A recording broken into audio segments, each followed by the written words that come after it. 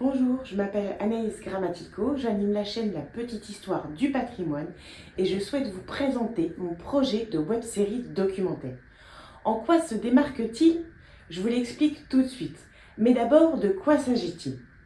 À travers des lieux emblématiques et des reconstitutions captivantes, je retracerai le parcours de 12 femmes méconnues de l'histoire. À chaque épisode, le spectateur découvrira à la fois l'histoire d'une femme marquante et un site qui a façonné son destin.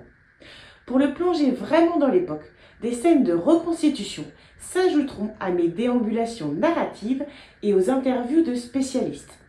Le projet se décompose en 12 épisodes, 3 femmes différentes par période historique, antiquité, médiévale, époque moderne et époque contemporaine.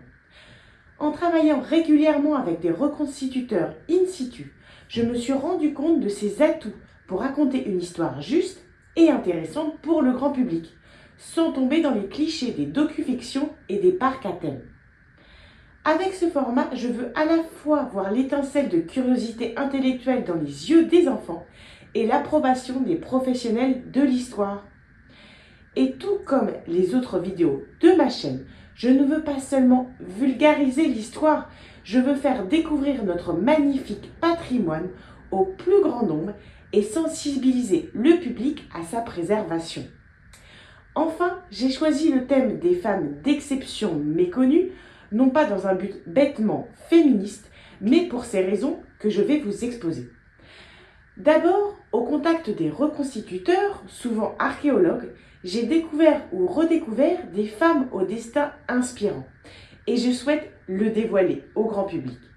Ensuite, pour sortir des clichés de visite du château fort des chevaliers et du château de la maîtresse royale.